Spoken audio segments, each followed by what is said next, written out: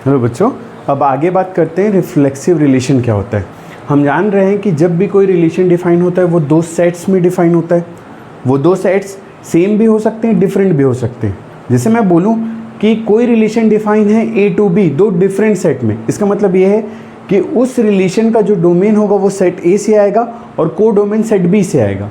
लेकिन अगर मैं बात करूं कि कोई रिलेशन डिफाइन है दो सिमिलर सेट्स में, मतलब ए टू ए डिफाइन है, इसका मतलब ये है कि उस रिलेशन का जो डोमेन होगा सेट ए से आएगा और को डोमेन भी सेट ए से आएगा।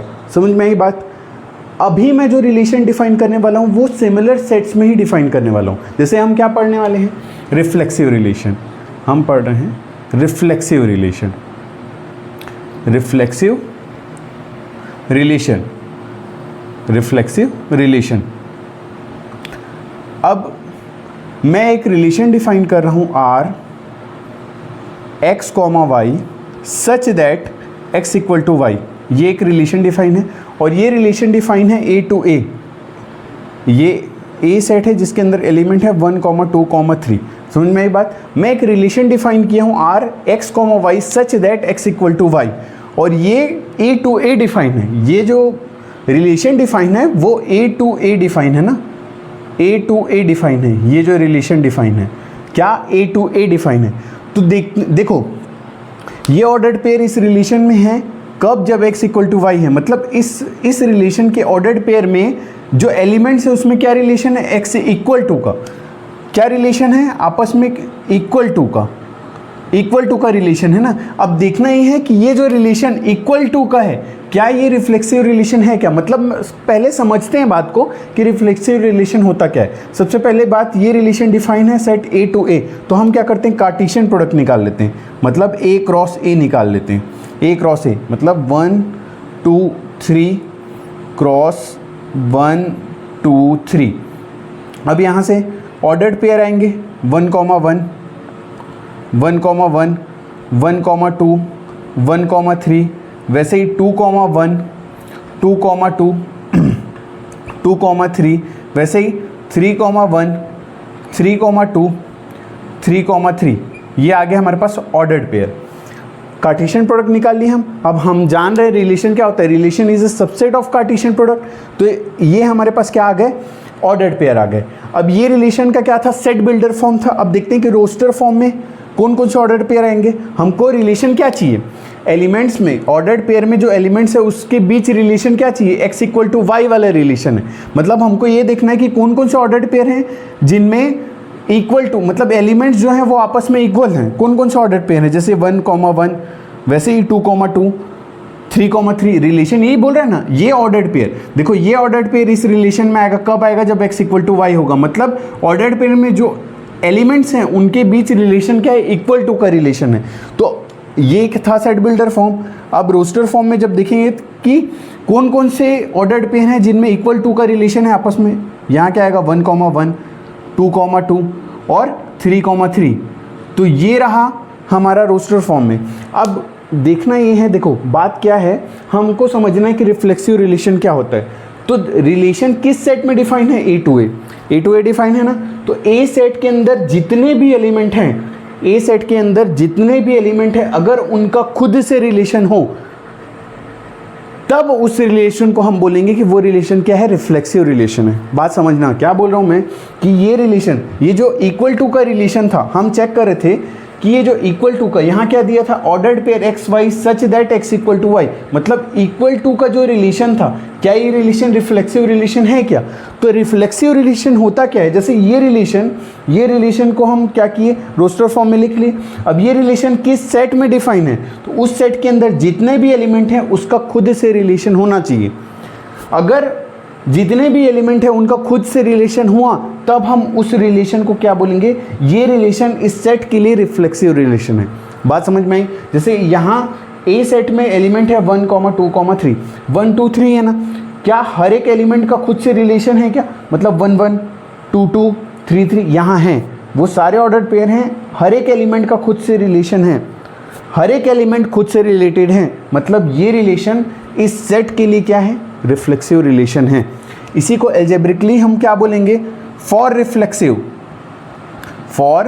रिफ्लेक्सिव कंडीशन क्या है, ordered pair x comma x belongs to R where x belongs to that given set से बिलोंग कर रहा है। मतलब वो ऑर्डर्ड पेयर रिफ्लेक्सिव रिलेशन हो, मतलब वो ऑर्डर्ड पेयर उस रिलेशन में होने चाहिए जिनमें हर एक एलिमेंट का खुद से रिलेशन होना चाहिए। अगर ये कंडीशन फुलफिल कर रहा है वो रिलेशन, तो वो रिलेशन क्या होगा? Reflexive relation. रिफ्लेक्सिव रिलेशन के लिए कंडीशन ये है कि वो रिलेशन जिस सेट के लिए डिफाइन है ना, उस सेट में जितने भी एलिमेंट हैं उसका खुद से रिलेशन होना चाहिए, तब हम उस रिलेशन को क्या बोलेंगे? Reflexive relation. ये एल्जेब्रिकली रिप्रेजेंटेशन है रिफ्लेक्सिव रिलेशन का। ये समझ में आई बात? समझ में आई? जैसे मैं एक रिलेशन लिख रहा हूँ, एक relation R x comma y such that x less than equal to y, या हाँ ठीक है ये ले लेते हैं। एक रिलेशन डिफाइन है R x comma y such that x less than equal to y। समझ में आई बात? अब ये रिलेशन किस में डिफाइन है? A टू A डिफाइन है। इस सेट में डिफाइन है ना, A to A, similar set में डिफाइन है। मैं सिमिलर सेट वाले एग्जांपल ले रहा हूँ। तो A क्या है? इस सेट में डिफाइन है ये रिलेशन। क्या रिलेशन डिफाइन है? Less than x less than equal to y। Ordered pair के एलिमेंट्स में क्या रिलेशन है? x less than equal to y। तो हमको ये चेक करना है कि ये जो लेस देन इक्वल का जो x और y में क्या रिलेशन है? x less than equal to y। क्या ये जो रिलेशन गिवन है हमको, क्या ये रिलेशन रिफ्लेक्सिव रिलेशन है क्या? तो ये रिलेशन किस सेट के लिए डिफाइन है? A के लिए डिफाइन है। तो कार्टेशियन प्रोडक्ट निकाल लिए, क्योंकि हम जान रहे हैं कि रिलेशन क्या होता है? Relation is a subset of Cartesian product. बात समझ में आई? अब देखते हैं कि कौन कौन से ऑर्डर्ड पेयर ऐसे हैं जिनमें एलिमेंट्स के बीच रिलेशन क्या है? x is less than equal to y वाले। ये सेट बिल्डर फॉर्म है, रोस्टर फॉर्म में लिख लेते हैं। तो देखते हैं कि इन ऑर्डर्ड पेयर में कौन कौन से एलिमेंट हैं जिनके बीच relation less than equal to वाला है? x less than equal to y, तो 1 इक्वल टू 1 हो रहा है, मतलब ये वाला ऑर्डर्ड पेयर आएगा, 1 कॉमा 1 आएगा।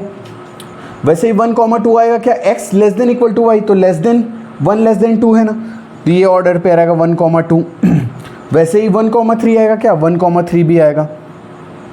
वैसे ही बात करें हम 2 कॉमा 1 आएगा क्या? तो 2, ये तो ग्रेटर वाला है, हमको चाहिए x less than equal to y वाला, ये ग्रेटर देन वाला है, ये इक्वल टू वाला 2 कॉमा 2। वैसे ही 2 कॉमा 3 ये भी आएगा, लेस देन वाला चाहिए ना 2 कॉमा 3। वैसे ही 3 कॉमा 1 ये ग्रेटर वाला है, 3 कॉमा 2 ये भी ग्रेटर वाला है, 3 कॉमा 3 ये इक्वल टू वाला है, 3 कॉमा 3। ये हमारे पास आ गए ऑर्डर्ड पेयर्स। अब देखना ये है कि क्या ये रिलेशन रिफ्लेक्सिव रिलेशन है क्या? रिफ्लेक्सिव रिलेशन के लिए कंडीशन क्या होता है कि वो रिलेशन जिस सेट में डिफाइन है ना, उसके अंदर जितने भी एलिमेंट है उसका खुद से रिलेशन होना चाहिए। मतलब 1 1 2 2 और 3 3 होना चाहिए। इसमें है क्या? 1 1 2 2 3 3 है, लेकिन कुछ एक्स्ट्रा ऑर्डर्ड पेयर भी इस रिलेशन में है।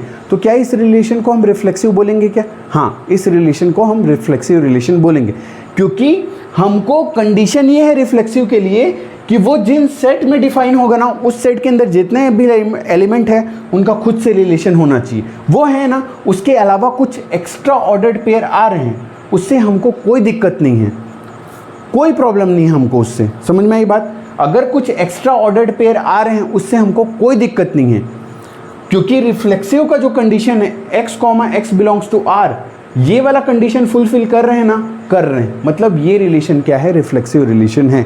बात समझ में आई? ये रिलेशन इस सेट के लिए, ये रिलेशन इस सेट के लिए क्या है? रिफ्लेक्सिव रिलेशन है। बात समझ में आई? जैसे मैं एक और एग्जांपल लिख रहा हूँ, R 1 कॉमा 1 1 कॉमा 2 2 कॉमा 2।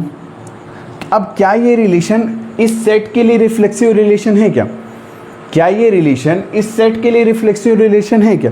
तो देखो, इसके ये रिलेशन भी इस सेट के लिए डिफाइन है, मतलब 1 2 3 के लिए डिफाइन है। अब जितने भी एलिमेंट है उसका खुद से रिलेशन है क्या?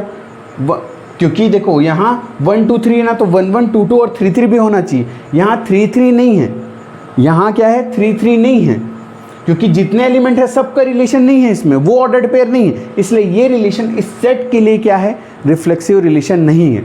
हो सकता है दूसरे सेट के लिए ये रिफ्लेक्सिव हो। जैसे मैं इसी रिलेशन को a = 1, 2 के लिए डिफाइन कर दूं, मैं इसी रिलेशन को इस सेट के लिए डिफाइन कर दूं, इस रिलेशन को इस सेट के लिए, तो इस सेट के लिए ये रिलेशन क्या हो गया, रिफ्लेक्सिव रिलेशन हो गया, क्योंकि ए सेट के अंदर एलिमेंट है 1, 2, जितने भी एलिमेंट है उसका खुद से रिलेशन होना चाहिए, मतलब 1, 1, 2, 2 है, एक एक्स्ट्रा है, एक एक्स्ट्रा ऑर्डर्ड पेयर है, कोई दिक्कत नहीं।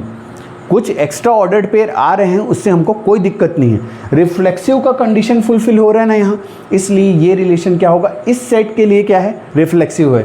यही रिलेशन इस सेट के लिए रिफ्लेक्सिव नहीं है। तो मैं हमेशा से बोलता आ रहा हूँ कि कोई भी रिलेशन डिपेंड करता है कि वो रिफ्लेक्सिव होगा, एम्प्टी रिलेशन होगा, यूनिवर्सल रिलेशन होगा, वो डिफाइन किस में है, किन सेट्स में डिफाइन है। समझ में आई बात? ये रिलेशन, कोई भी रिलेशन डिपेंड ये करता है कि वो किन सेट्स के लिए डिफाइन है। ये रिलेशन इस सेट के लिए, इस सेट के लिए क्या हुआ, एम्प्टी रिफ्लेक्सिव रिलेशन नहीं है, लेकिन यही रिलेशन इस सेट के लिए क्या है, रिफ्लेक्सिव रिलेशन है। बात समझ में आई? अब हम प्रॉपर तरीके से लिखना सीखते हैं कि जैसे हमारे पास एग्जाम में क्वेश्चन आ रहा है तो हम उसको कैसे लिखेंगे। हम बात तो समझ गए कि कौन से रिलेशन रिफ्लेक्सिव रिलेशन होते हैं, हम बात समझ गए कि किन रिलेशन को हम रिफ्लेक्सिव रिलेशन बोलेंगे, लेकिन प्रॉपर तरीके से एल्जेब्रिकली कैसे लिखेंगे, मैं यही वाला रिलेशन ले रहा हूँ। देखो हमारे पास रिलेशन है R x, y such that x = y, और वेयर x और y बिलोंग्स टू क्या है, नेचुरल नंबर। मैं देखो ये रिलेशन को क्या डिफाइन किया हूँ, natural number two natural number. ये रिलेशन किन दो सेट में डिफाइन किया हूँ, natural number two natural number. समझ में? यहाँ बात था कि ये रिलेशन ए सेट में डिफाइंड था, ए सेट के अंदर एलिमेंट है 1, 2, 3। समझ में आई बात? अब मैं यही रिलेशन हमको दिया है कि check whether the relation are reflexive और नॉट, हमको क्वेश्चन दिया है where x and y belongs to natural number. अब इसको प्रॉपर तरीके से कैसे लिखेंगे, देखो हम रिफ्लेक्सिव के लिए कंडीशन क्या जानते हैं, पहले वो लिख देंगे। फॉर रिफ्लेक्सिव के लिए कंडीशन क्या रहता है, x, x belongs to R, where x belongs to, यहाँ जान रहे हम नेचुरल नंबर है। ठीक है, अब हम लोग एक चीज मान लेते हैं, let x, x belongs to R। मैं मान लिया, मैं देखो रिफ्लेक्सिव के लिए कंडीशन क्या रहता है कि जो मतलब ऑर्डर्ड पेयर में ये देखो रिफ्लेक्सिव के लिए कंडीशन क्या रहता है कि ऑर्डर्ड पेयर में जितने भी एलिमेंट है ना उनका खुद से रिलेशन होना चाहिए, x का रिलेशन x से होना चाहिए, तब हम क्या बोलेंगे कि वो रिलेशन रिफ्लेक्सिव रिलेशन है। मैं मान लिया कि ordered pair x, x belong कर रहा है R से, x, x बिलोंग कर रहा है R से। देखो यहाँ क्या बात बोल रहे हैं, यहाँ दिया हुआ ये ऑर्डर्ड पेयर x, y, ये ऑर्डर्ड पेयर इस रिलेशन को बिलोंग करेगा। कब बिलोंग करेगा, जब x = y होगा। बात समझ में आई? ये ऑर्डर्ड पेयर इस रिलेशन में बिलोंग करेगा, कब करेगा, जब x = y होगा। मैं मान लिया कि x, x इस रिलेशन को बिलोंग कर रहा है, इस रिलेशन को मैं मान लिया x, x इस रिलेशन को बिलोंग कर रहा है। इसका मतलब क्या होगा, x = x होगा ना। देखो ये ऑर्डर्ड पेयर, ध्यान से देखना, ये ऑर्डर्ड पेयर x, y इस रिलेशन को बिलोंग कर रहा है, तो क्या कंडीशन है, x = y है। अब मैं यहीं पर क्या लिया, x, x लिया, y की जगह x लिया, तो कंडीशन क्या होगा, x = x होगा ना। तो मैं मान लिया कि ये ऑर्डर्ड पेयर इस रिलेशन से बिलोंग कर रहा है, इसका मतलब क्या हुआ, x = x हुआ। अब हमको देखना ये है कि ये जो आ रहा है, ये जो रिलेशन आ रहा है x = x, क्या ये गिवन सेट के लिए ट्रू है कि फॉल्स है। हमको चेक करना है कि ये बात जो हम लोग मान लिए, देखो हम मान लिए कि ये x, x बिलोंग कर रहा है R से, मतलब क्या रिलेशन क्रिएट हुआ, x = x रिलेशन क्रिएट हुआ, ये रिलेशन क्रिएट हुआ। अब ये रिलेशन क्या इस गिवन सेट के लिए ट्रू है कि फॉल्स है। अगर ट्रू हुआ तो ये रिलेशन रिफ्लेक्सिव होगा, फॉल्स हुआ तो ये रिलेशन क्या होगा, रिफ्लेक्सिव रिलेशन नहीं होगा। तो यहाँ क्या आ रहा है, हमारे पास रिलेशन आ रहा है x = x। अब x = x जो रिलेशन आ रहा है इस सेट के लिए, मतलब natural number two natural number true है क्या। जैसे मैं यहाँ x = 1 पुट कर रहा हूँ तो 1 = 1 होगा, मतलब 1, 1 ऑर्डर पेयर आ रहा है। मैं x = 2 लूँगा तो 2 = 2 होगा, 2 = 2 होगा, मतलब 2, 2 ऑर्डर पेयर भी आ रहा है। मतलब हम नेचुरल नंबर नेचुरल नंबर में जो आ रहा है 1, 2, 3, 4, 5 जो यहाँ पुट करेंगे उसके लिए ये जो रिलेशन है वो ट्रू है, मतलब x equal to x natural number के लिए ट्रू है, इसका मतलब हम जो माने हैं बात वो ट्रू है। हम लोग क्या बोलेंगे, x equal to x that is true, that is true. मतलब जो रिलेशन है हमारा, रिलेशन R क्या है, रिफ्लेक्सिव रिलेशन है। क्या है, रिफ्लेक्सिव रिलेशन है। बात समझ में आई कि कैसे हम लोग कैसे रिप्रेजेंट करेंगे कि क्वेश्चन गिवन है तो उसको रिफ्लेक्सिव है कि नहीं चेक करना है, तो हम प्रॉपर तरीके से कैसे लिखेंगे। तो ये है algebraically representation of reflexive relation. मैं एक दो एग्जांपल और लेता हूँ जिससे और क्लियर करते हैं बात को, समझ में आई। तब तक आप इसका स्क्रीनशॉट ले लीजिए अच्छे से।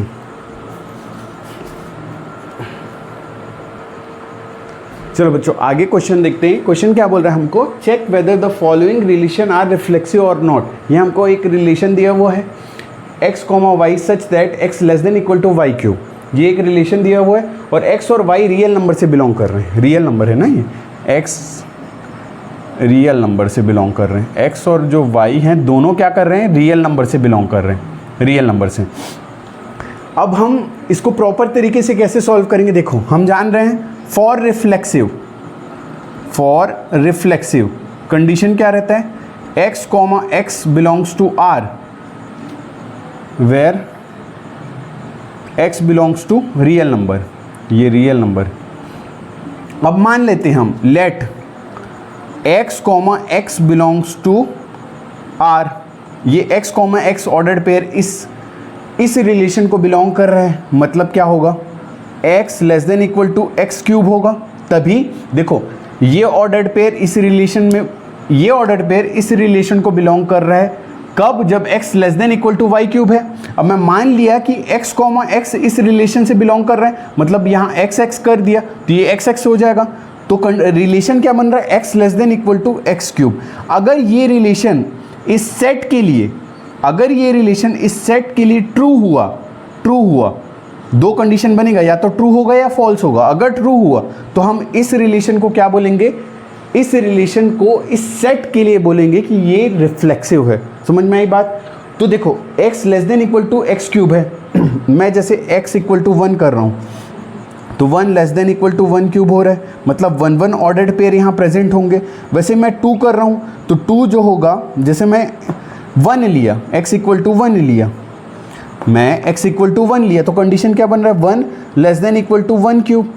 तो ये ट्रू है, मतलब 1 कॉमा 1 ऑर्डर्ड पेयर आएगा इस रिलेशन में। वैसे ही मैं x इक्वल टू 2 लिया जब, तो क्या होगा, 2 less than equal to 2 cube होगा, मतलब ये भी ट्रू है, मतलब 2 कॉमा 2 भी आएगा।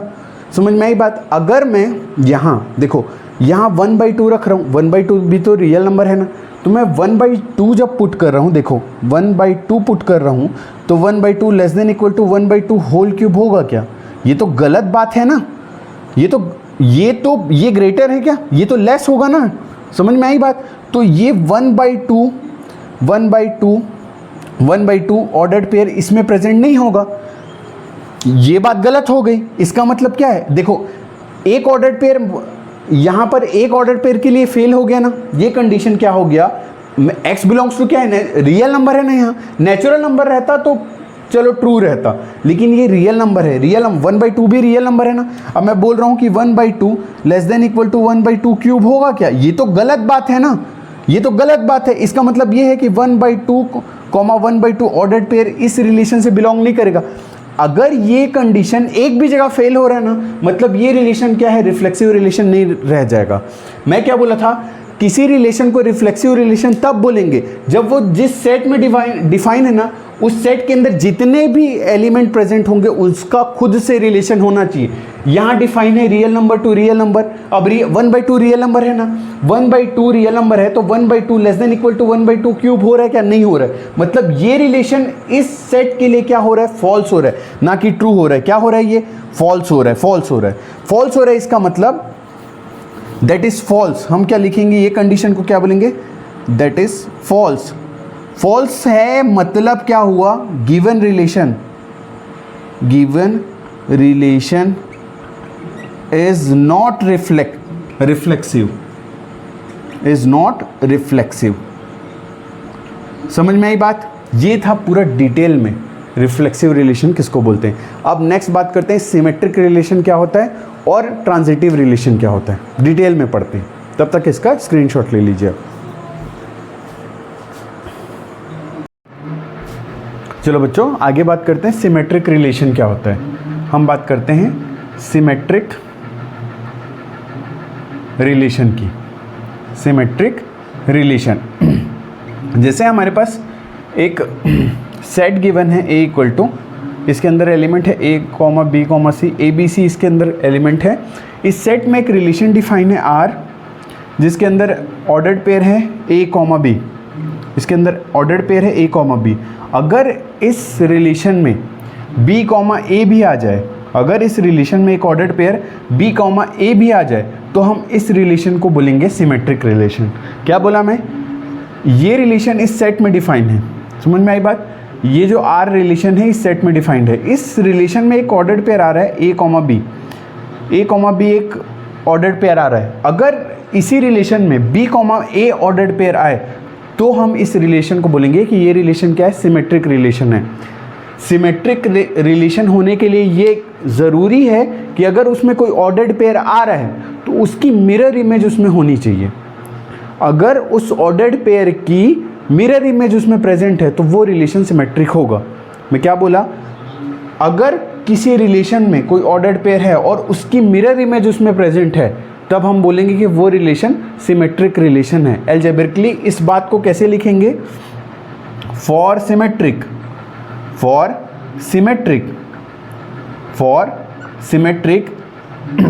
If x, y belongs to R, that imply y, x also belongs to R। ये एल्जेब्रिकली लिखने का तरीका है सिमेट्रिक रिलेशन को। मतलब क्या बोल रहे हैं हमको, if x, y belongs to R, मतलब अगर x, y ordered pair R को बिलोंग कर रहे हैं, मतलब y, x भी बिलोंग करना चाहिए। अगर y, x भी बिलोंग किया तब तो हम बोलेंगे कि वो रिलेशन क्या है, सिमेट्रिक रिलेशन है। जैसे मैं एक रिलेशन डिफाइन कर रहा हूँ R, जिसके अंदर ऑर्डर्ड पेयर है 1, 2, 2, 1 और साथ ही साथ 2, 2। क्या ये रिलेशन सिमेट्रिक रिलेशन है क्या? इसमें एक ऑर्डर्ड पेयर आ रहा है 1, 2, ऑर्डर्ड पेयर आ रहा है 1, 2। इसकी मिरर इमेज, इसको मिरर मान लिए तो इसकी मिरर इमेज क्या होगी, 2, 1 जो कि प्रेजेंट है इसमें, एक ये ऑर्डर्ड पेयर 1, 2 है, इसकी मिरर इमेज इसमें प्रेजेंट है ना 2, 2। इसकी मिरर इमेज क्या है, 2, 2 ही है। 2, 2 का मिरर क्या इमेज क्या होगा, 2, 2 ही होगा। समझ में आई बात। मतलब इसकी मिरर इमेज इसमें है, इसकी मिरर इमेज इसमें है, इसकी मिरर इमेज इस रिलेशन में है, मतलब ये रिलेशन क्या है, सिमेट्रिक रिलेशन है। सिमेट्रिक रिलेशन के लिए ये कंडीशन ज़रूरी है कि अगर उसमें कोई ऑर्डर्ड पेयर आ रहा है तो उसकी मिरर इमेज उसमें होनी चाहिए। जैसे x, y एक ऑर्डर्ड पेयर किसी रिलेशन को बिलोंग कर रहा है तो उसमें y, x भी होना चाहिए, तब हम जाके बोलेंगे कि वो रिलेशन क्या है, सिमेट्रिक रिलेशन है। बात समझ में आई। अब हम क्वेश्चन, जैसे एक रिलेशन हमारे पास डिफाइन है, देखो R equal to x, y such that x equal to y। समझ में आई बात। एक रिलेशन डिफाइन है R equal to x, y such that x equal to y। हमको इसको शो करना है, show that relation is symmetric. हमको शो करना है कि ये रिलेशन क्या है, सिमेट्रिक रिलेशन है। देखो प्रॉपर तरीके से कैसे लिखेंगे, हम जान रहे हैं कंडीशन क्या होता है, सिमेट्री का कंडीशन क्या होता है, फॉर सिमेट्रिक कंडीशन क्या है, if x, y belongs to R that implies y, x also belongs to R। बात समझ में आई। सिमेट्रिक का ये कंडीशन है, तो हर बार जब हम क्वेश्चन सॉल्व करेंगे, जैसे हमको यहाँ क्वेश्चन में बोला ना show that relation is symmetric relation, तो हम पहले सिमेट्रिक का कंडीशन लिख लेते हैं। फॉर सिमेट्रिक क्या कंडीशन होता है, if x, y belongs to R that implies y, x also belongs to R। ये बात हो गई। अब हम मान के चलते हैं कि let x, y belongs to R। हम यहाँ मान के चल रहे हैं कि x, y इस R को बिलोंग कर रहा है। क्या बोला मैं, हम मान के चल रहे हैं कि ये ऑर्डर्ड पेयर इस रिलेशन को बिलोंग कर रहा है, और हम ये प्रूफ कर देंगे कि y, x भी इस रिलेशन को बिलोंग करेगा। जब प्रूफ कर देंगे तो क्या हो जाएगा, ये रिलेशन सिमेट्रिक हो जाएगा। देखो हम यहाँ क्या बोले हैं, let x, y belongs to R। हम मान के चल रहे हैं कि ये ऑर्डर्ड पेयर इस रिलेशन को बिलोंग कर रहा है, तो इससे क्या रिजल्ट क्रिएट हो रहा है, इससे रिजल्ट क्रिएट हो रहा है x equal to y create हो रहा है। देखो ये ऑर्डर्ड पेयर x y इस रिलेशन को बिलोंग कर रहा है, कब, जब x इक्वल टू वाई है।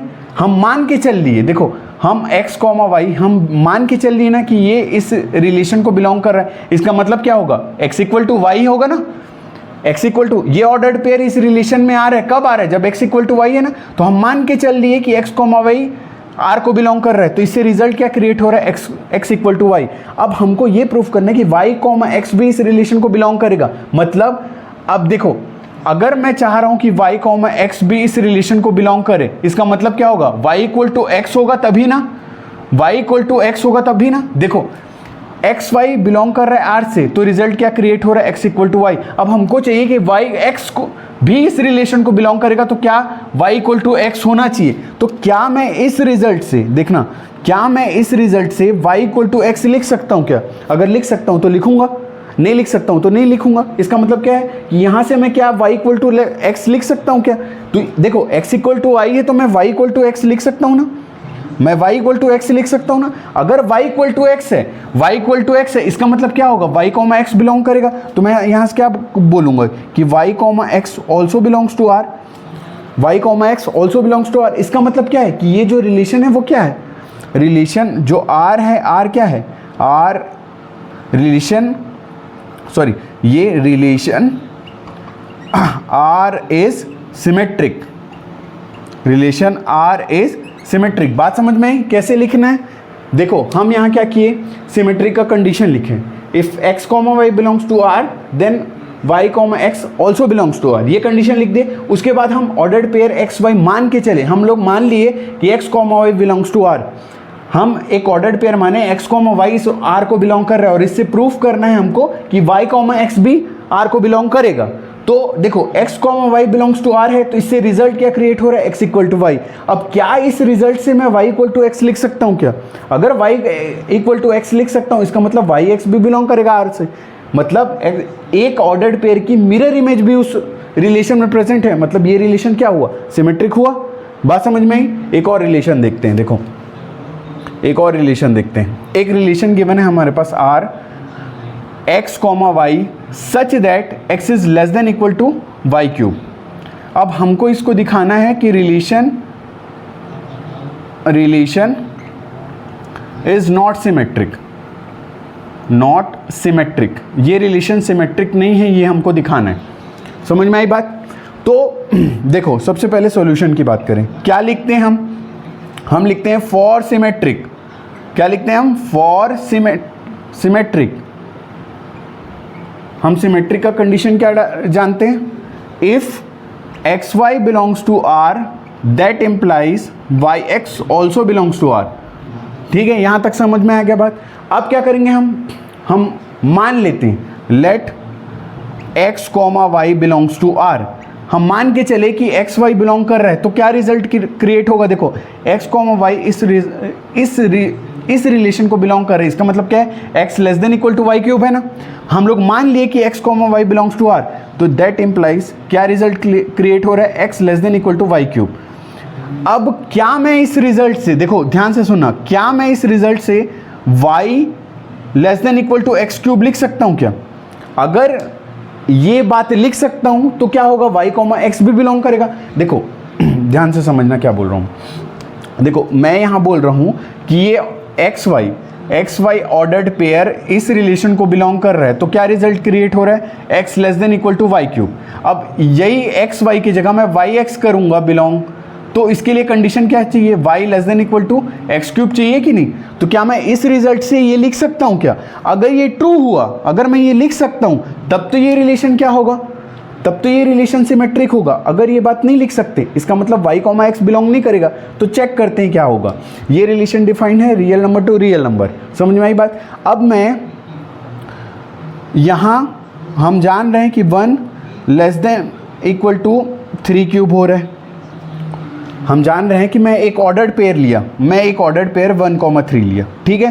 तो इससे रिजल्ट क्या क्रिएट हुआ, 1 less than equal to 3 cube हुआ, ये सही बात है कि 1 लेस है। अब मैं क्या 3 less than equal to 1 cube लिख सकता हूँ क्या? तो ये बात तो गलत है ना, ये बात गलत है। इसका मतलब 1,3 इस रिलेशन में आ रहा है, लेकिन 3,1 इस रिलेशन में नहीं आएगा।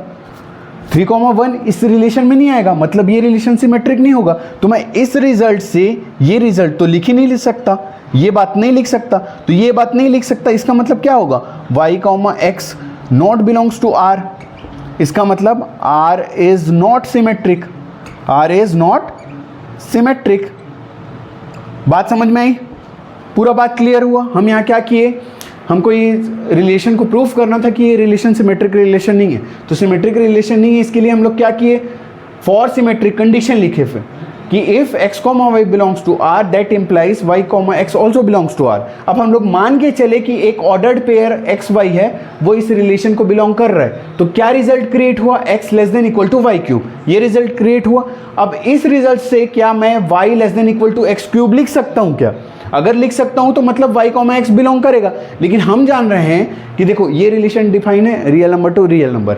अब मैं यहाँ 1,3 एक ऑर्डर्ड पेयर लिया, तो 1,3 अगर इस रिलेशन में आ रहा है, इसका मतलब क्या होगा? कंडीशन क्या है? 1 less than equal to 3 cube. हाँ, ये तो लिख सकते हैं, मतलब 1,3 इस रिलेशन को बिलोंग कर रहा है। लेकिन यही हम 3 less than equal to 1 cube नहीं लिख सकते।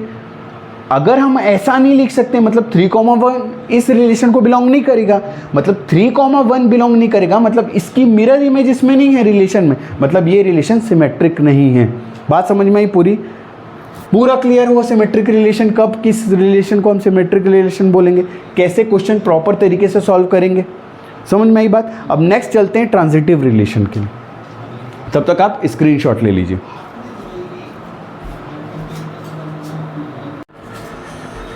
चलो बच्चों, आगे समझते हैं ट्रांजिटिव रिलेशन। ट्रांजिटिव रिलेशन को डिटेल में समझते हैं। ट्रांजिटिव रिलेशन, ट्रांजिटिव रिलेशन देखो, या मैं एक रिलेशन लिख रहा हूँ R, इसमें ऑर्डर्ड पेयर आ रहा है A, B। साथ ही साथ इस रिलेशन में एक ऑर्डर्ड पेयर B, C भी आ रहा है। देखो यहाँ A, B ऑर्डर पेयर है, देखो यहाँ A, B आपस में रिलेट हो रहे हैं, यहाँ B, C रिलेट हो रहे हैं, मतलब यहाँ B कॉमन है ना।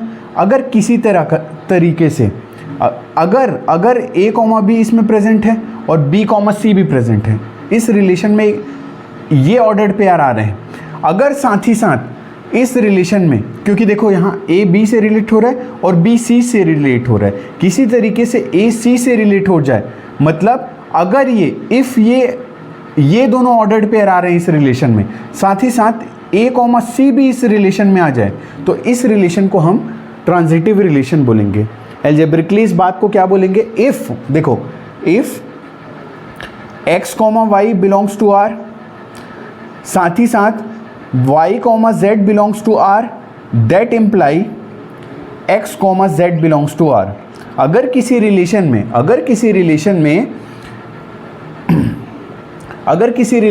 x, y उस रिलेशन को बिलोंग कर रहा है, साथ ही साथ y, z बिलोंग कर रहा है, अगर x, z भी बिलोंग कर दिया तो वो रिलेशन क्या होगा? ट्रांजिटिव रिलेशन होगा। ट्रांजिटिव के लिए कंडीशन ये है कि if x, y belongs to R, y, z belongs to R, that implies x, z also belongs to R। जैसे मैं एक रिलेशन लिख रहा हूँ R, जिसमें ऑर्डर्ड पेयर आ रहा है 1,3, 3,4।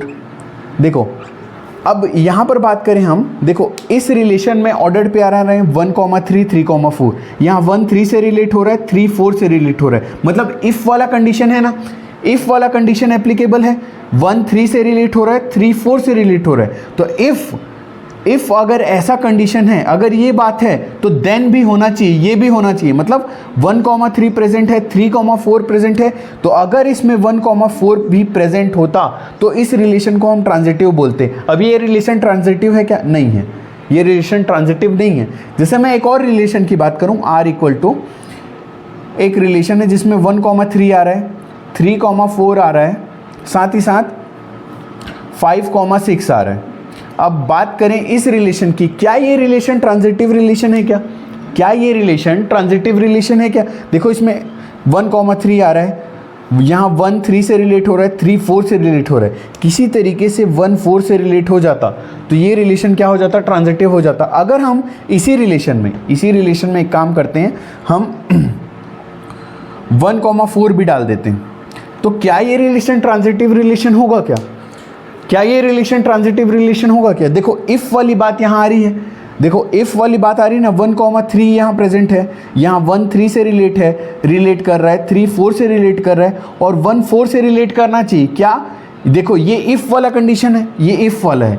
If 1,3 belongs to R, 3,4 belongs to R, then 1,4 also belongs to R, 1,4 भी बिलोंग कर रहा है। यहाँ 5,6 एक एक्स्ट्रा ऑर्डर पेयर है, तो इससे हमको कोई दिक्कत नहीं है। देखो किसी रिलेशन में, अगर किसी रिलेशन में इफ़ वाला कंडीशन है, अगर उस रिलेशन में इफ़ वाला कंडीशन आ रहा है तो देन का होना इम्पॉर्टेंट है, उस रिलेशन में देन का होना इम्पॉर्टेंट है। लेकिन अगर उसमें इफ़ वाला कंडीशन ही नहीं आ रहा है तो देन का होना इम्पॉर्टेंट नहीं है। समझ में आई बात? जैसे मैं एक रिलेशन लिख रहा हूँ 1,2, 3,4, 5,6।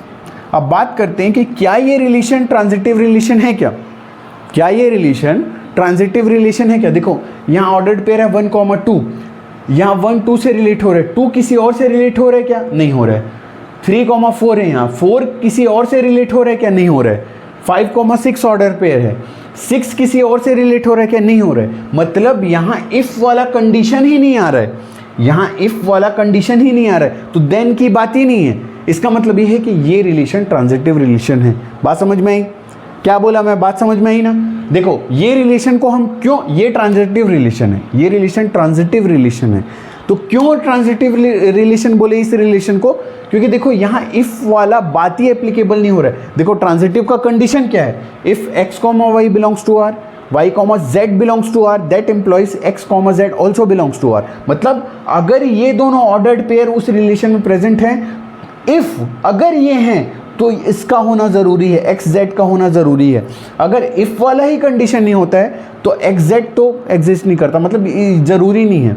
अगर इफ़ वाला कंडीशन नहीं है तो एक्स जेड का होना ज़रूरी नहीं है। वैसे ही अगर यहाँ बात करें हम, देखो 1,2 आ रहा है, मतलब 1 2 से रिलेट हो रहा है क्या? 2 किसी और से रिलेट हो रहा है क्या? नहीं हो रहा है।